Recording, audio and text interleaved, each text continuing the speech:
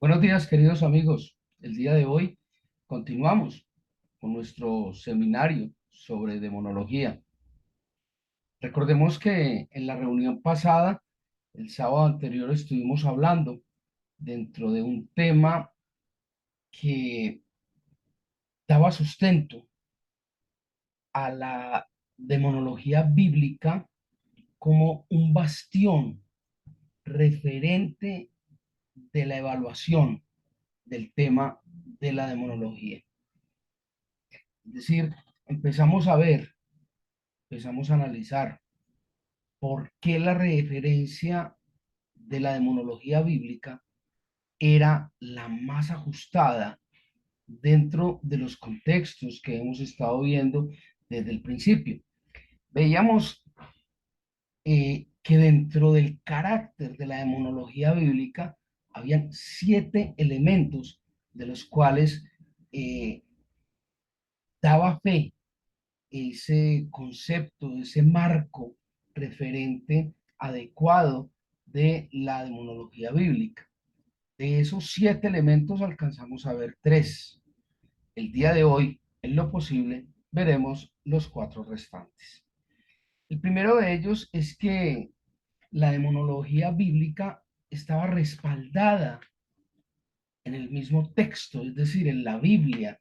No había que buscar un referente externo o un vínculo externo que permitiera dar explicación a un evento o a un determinado planteamiento, sino que la misma Biblia iba dando las explicaciones pertinentes a lo largo de todo el libro, es decir, los 66 o los 72 textos que conforman la Biblia. El segundo elemento era que la demonología bíblica estaba exenta, estaba libre de exageraciones y puntos eh, radicales de superstición, o sea, estaba libre de tintes de carácter emocional humano, y eso es muy importante. El tercer elemento que veíamos es que la demonología bíblica era exacta, no daba lugar a una interpretación distinta, a un planteamiento diferente al que estaba allí mismo consignado. Y vimos todos los sustentos, tanto dentro de las citas bíblicas como de la explicación de esos 3 elementos. El día de hoy vamos a continuar con la venia del Señor, con la ayuda del Espíritu Santo, en el cuarto elemento. Y ese cuarto elemento de los 7 es que la demonología bíblica per se es exacta, no da lugar a ambigüedades. Y esto es muy importante. ¿Por qué? Porque la demonología bíblica nos plantea todo el proceso de la aparición de el demonio, los demonios, desde su inicio, desde la caída del hombre allí en Génesis 3, del 1 al 8, y nos plantea el surgimiento, la caída, la forma de actuar de los demonios, qué podemos hacer, y finalmente nos habla del juicio y del futuro del diablo y de sus secuaces, es decir, de los demonios. Y esto es muy importante. ¿Por qué? Porque nos describe la historia completa, nos describe el planteamiento completo, no da lugar a, a otros elementos que den ambigüedad, que diga uno, uy, ¿esto de dónde salió? No, la Biblia es muy clara en todo eso. Como les decía, desde la caída del hombre por seducción del diablo, lo encontramos allí en Génesis 3, del 1 al 8, eh, el hombre queda con una tremenda marca, y es una marca que nos acompaña hasta hoy en día. Y esa marca tiene 2 componentes. El uno es la iniquidad y el otro es la concupiscencia, donde la iniquidad hace referencia a la tendencia natural desde el nacimiento al pecado. Hay una tendencia a pecar. Y la concupiscencia es el deleite de estar en el pecado. Uno es la tendencia a pecar y el otro es el deleite a estar en ese pecado. Y eso hace que seamos particularmente vulnerables a la obra de las tinieblas. Entonces, este concepto de la exactitud, de la delimitación cognitiva, histórica, social que tiene la Biblia, le permite ser un tremendo eh, bastión, un referente suficientemente sólido de lo que es este concepto de la demonología bíblica. Entonces, eh, todo este proceso que les decía, desde la aparición de la demonología hasta el juicio y el futuro del diablo y los demonios, está todo claramente sustentado en la Biblia, en la palabra de Dios. Y es así como en este cuarto elemento vamos a echar mano de la palabra de Dios. Inicialmente vamos a ver la caída del hombre, que la tenemos allí en Génesis 3, como les había dicho, Génesis 3 de versículo 1 al 8. Oiga, así que me encuentro el Génesis. Vale. Génesis 3 del 1 al 8, el cual nos permite lo siguiente. Es una versión Reina Valera de 1960, personalmente la que más me gusta, por eso la utilizo con referencia, pero cualquiera de las versiones de las que hemos hablado pueden ser útiles en el proceso.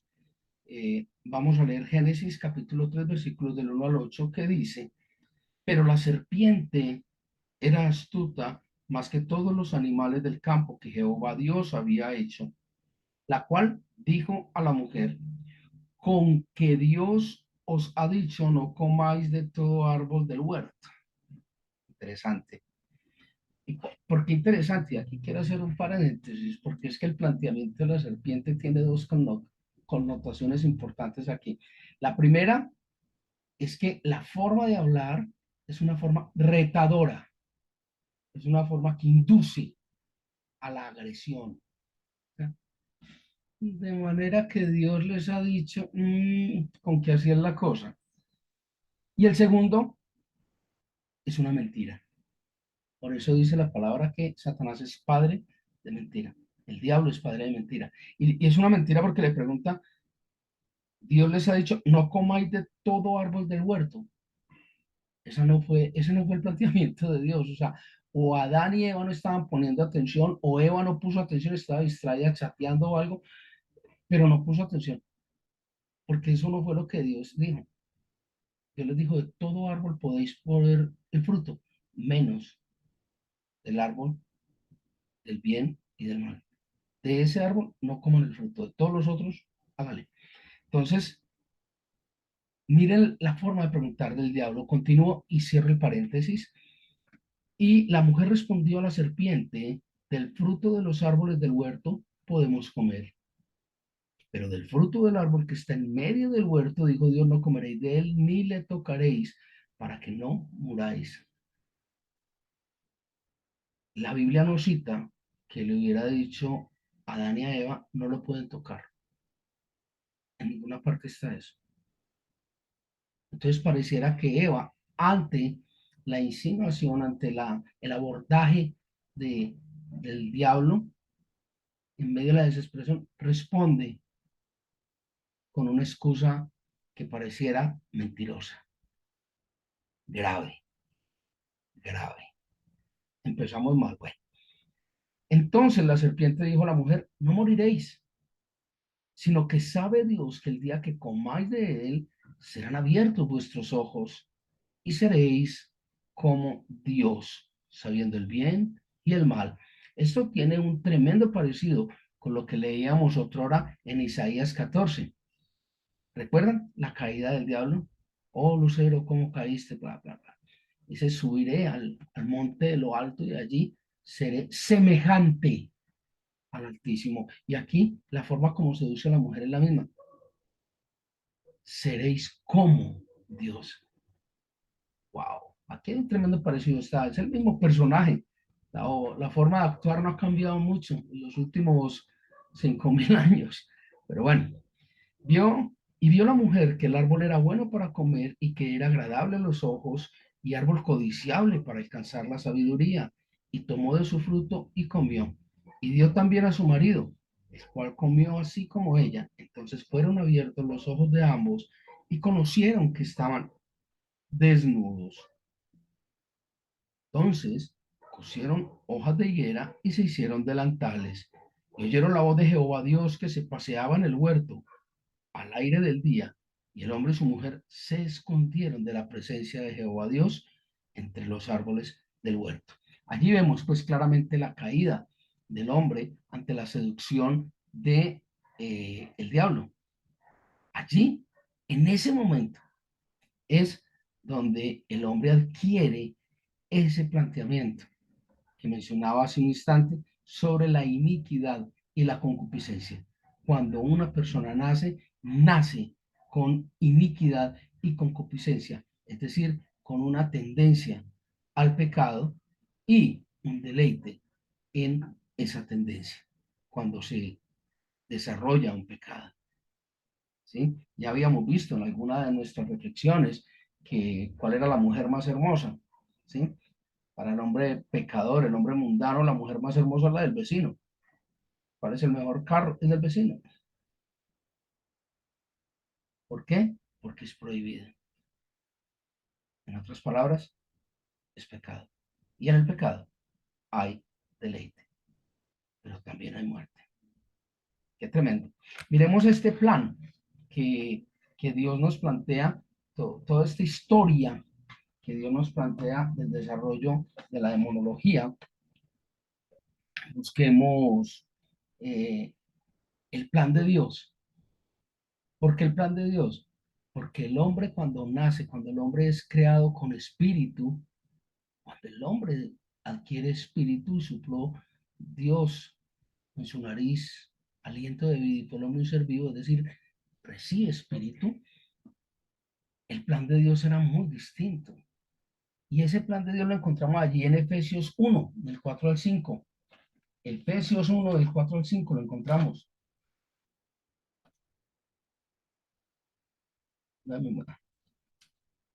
Efesios 1, del 4 al 5 dice claramente, dice, según nos escogió en él antes de la fundación del mundo, para que fuésemos santos y sin mancha delante de él. En amor, habiéndonos predestinado para ser adoptados hijos suyos por medio de Jesucristo, según el puro afecto de su voluntad. El plan de Dios era distinto. El plan de Dios era escogernos antes de la creación del mundo para que fuéramos santos, sin pecado, inocentes. ¿Lo ven? El plan de Dios era extraordinario, pero lamentablemente por estas decisiones torcidas que tomamos, chao, se dañó el plan de Dios. Pero no, ¿por qué? Dice la misma palabra que habiéndonos predestinado para ser adoptados hijos suyos por medio de Jesucristo. Allá hay algo bien interesante. Y si vamos, por ejemplo, a Ezequiel 28, del 12 al 19, empezamos a ver unos rasgos muy claros del carácter del diablo. Entonces ya entramos en el pecado y empezamos a ver unos rasgos muy claros de lo que es el diablo. Empezamos a ver unas características que definen muy claramente al diablo. Empezamos a ver unos elementos adicionales y lo vemos allí en Ezequiel 28, del 12 al 19. Vamos, por favor, Ezequiel. Ezequiel 28. Ups, aquí que casi de accidente aquí va. Ezequiel 28,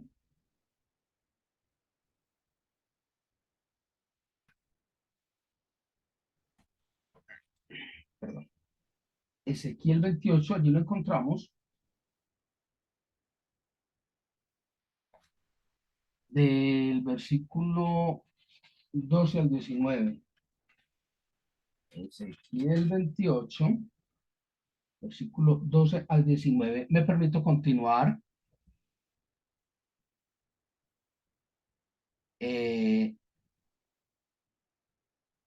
allí, en Ezequiel 12. Hijo de hombre, levanta endechas sobre el rey de Tiro y dile, así ha dicho Jehová el Señor, tú eras el sello de la perfección, lleno de sabiduría y acabado de hermosura.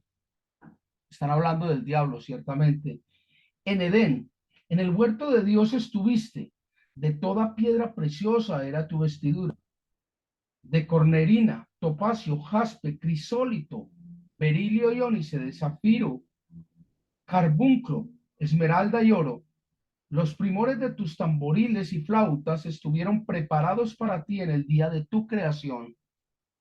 Tú, querubín grande, protector, yo te puse en el santo monte de Dios. Allí estuviste en medio de las piedras de fuego, te paseabas. Perfecto eras en todos tus caminos desde el día en que fuiste creado hasta que se halló en ti maldad. A causa de la multitud de tus contrataciones, fuiste lleno de iniquidad y pecaste, por lo que yo te eché del monte de Dios y te arrojé entre las piedras del fuego, oh querubín protector. Se enalteció tu corazón a causa de tu hermosura, corrompiste tu sabiduría a causa de tu esplendor. Yo te arrojé por tierra, delante de los reyes te pondré, para que miren en ti. Con la multitud de tus maldades y con la iniquidad de tus contrataciones, profanaste tu santuario. Yo pues saqué fuego de en medio de ti, el cual te consumió, y te puse en ceniza sobre la tierra a los ojos de todos los que te miran. Todos los que te conocieron de entre los pueblos se maravillarán de ti. Espanto serás y para siempre dejarás de ser. Allí está escrito con lujo de detalles todo el carácter de Satanás. ¡Qué tremendo! Entonces miren cómo la Biblia sí nos va mostrando cómo sí puede ser un bastión. ¿Por qué? Porque nos va llevando paso a paso.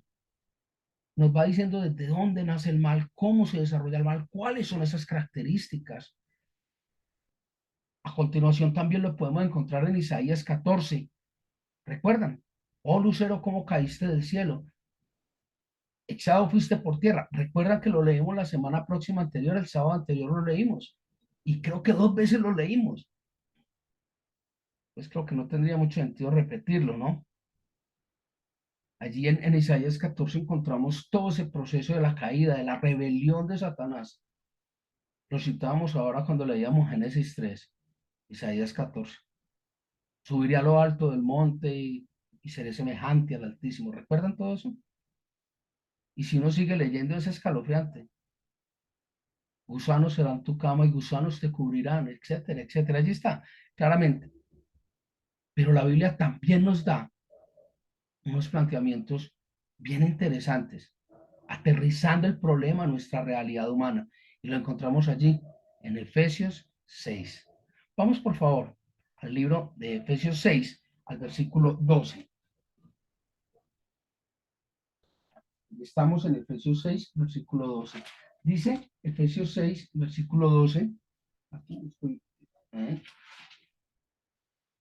Dice, porque no tenemos lucha contra sangre y carne, sino contra principados, contra potestades, contra los gobernadores de las tinieblas de este siglo, contra huestes espirituales de maldad en las regiones celestes. Aquí aparece un nuevo aspecto de este tema de la demonología bíblica, porque empieza a hablar de rangos dentro de la maldad, rangos dentro de las eh, legiones del diablo, dentro del ejército del diablo, empieza a hablar de unos rangos. Entonces sigue describiendo el tema de la demonología. Allí claramente está, sino contra principados, potestades, contra gobernadores de las tinieblas de este siglo, contra huestes espirituales de maldad. O sea, habla de una jerarquía, si se puede llamar de esa manera. La demonología bíblica es clara. Nos describe la caída, nos describe cómo surge el diablo, nos describe las características del diablo, nos describe la jerarquía de ese reino de las tinieblas y ahora allí en Primera de Pedro 5:8 vemos cuáles son esas pretensiones que tiene el diablo con sus legiones de mal. Dice, porque el diablo, como león rugiente, está buscando a quien devorar. Ahí lo encontramos en 1 Pedro 5:8. ¿Cuáles son los planes del diablo? Devorar al ser humano. ¿Y cómo lo va a hacer? Buscando, buscando. Ese es su plan, buscar a quien devorar. Pero tranquilos, nada de nervio, todo bien. Dios nos da la salida. Ahora vamos a ver cuál es el futuro, hacia dónde va todo este reino de las tinieblas y el diablo. Para cerrar ya este solo elemento que hablábamos de que la demonología bíblica era vasta y contundente, era clara. O sea, la demonología bíblica nos lleva exponiéndonos a todo el problema de la demonología con lujo de detalles. Vamos a ver cuál es el futuro. Y lo encontramos allí en Lucas 10:8. Evangelio según San Lucas. Mateo, Marcos, Lucas. Lucas 10:8. No 18, sino 10, versículo 8. No faltará el que diga, pero la mía dice distinto, claro, está buscando en otra parte. 10, versículo 8, dice allí el Evangelio de Lucas, capítulo 10, versículo 8, dice, habla del futuro. En cualquier ciudad donde entréis y os reciban, comed o como. Ahora el que buscó mal fui yo.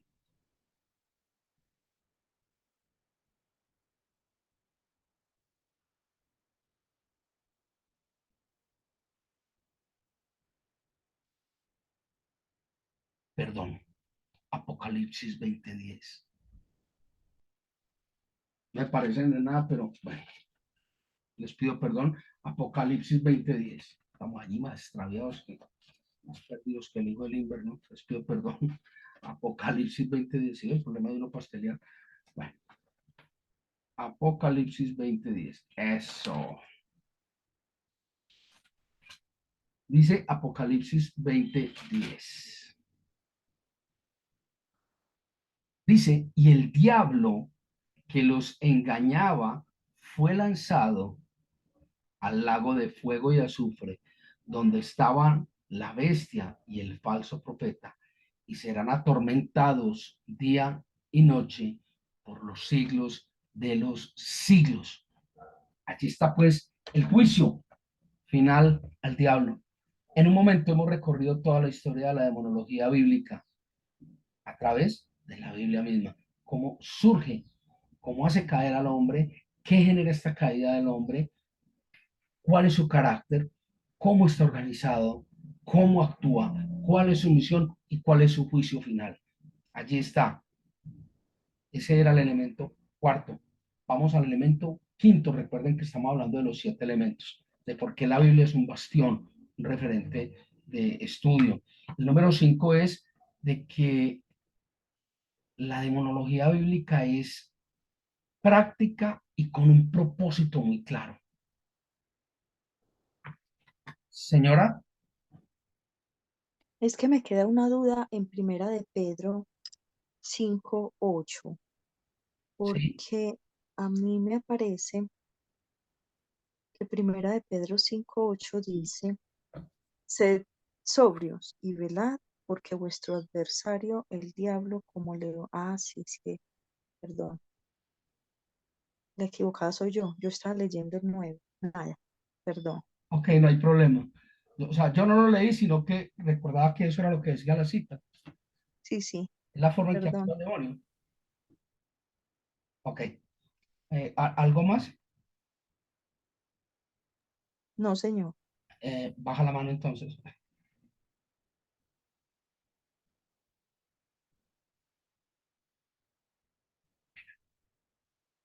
Bueno, el quinto elemento, les decía, es que la demonología bíblica es práctica y tiene un propósito muy claro.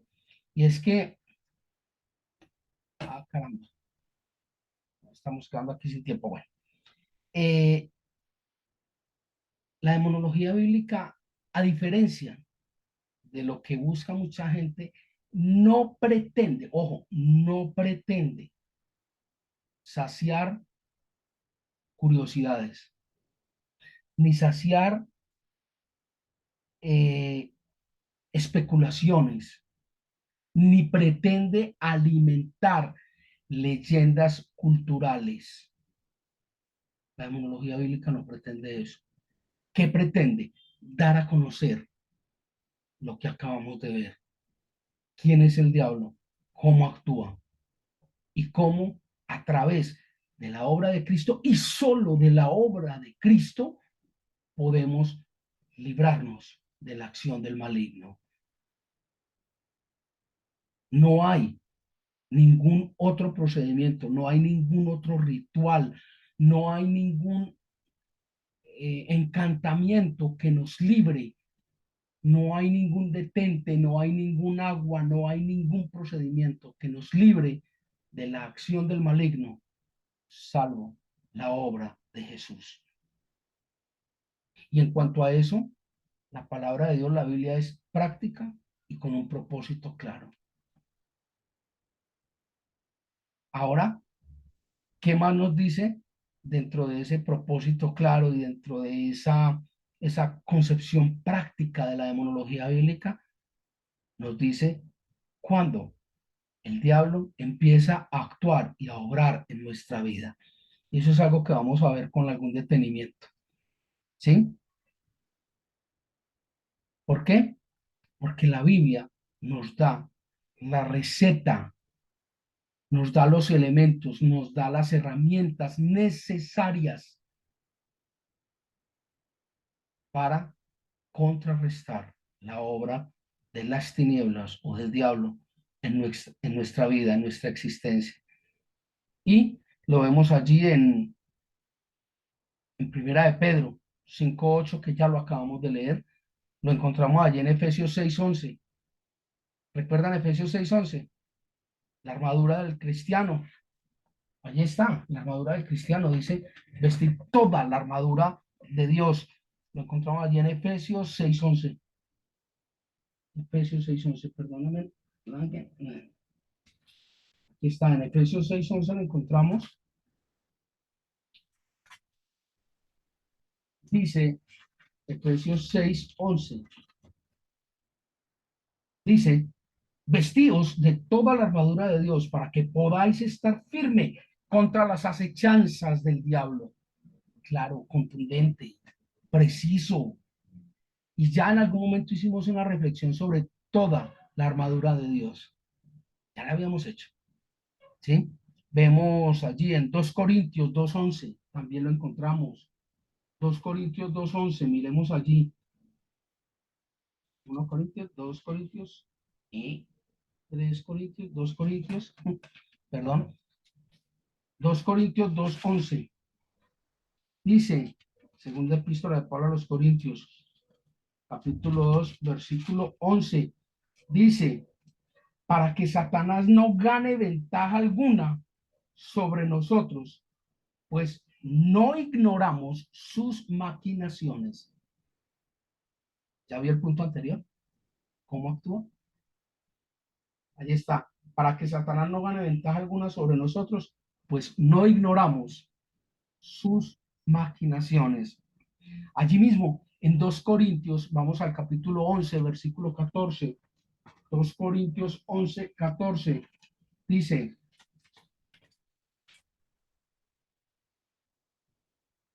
11, 14 dice, y no es maravilla, porque el mismo Satanás se disfraza como ángel de luz.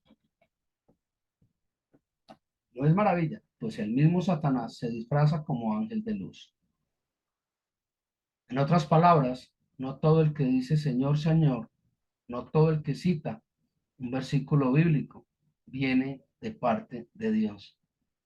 Ojo con las falsas doctrinas, ojos abiertos, oídos despiertos, ojo con lo que estamos escuchando, con esas famosas prédicas, ojo con ese evangelio de la prosperidad, ojo con esos Carlos Luna, ojo con esos Guillermo Maldonado, ojo con esos canales amañados, enlaces,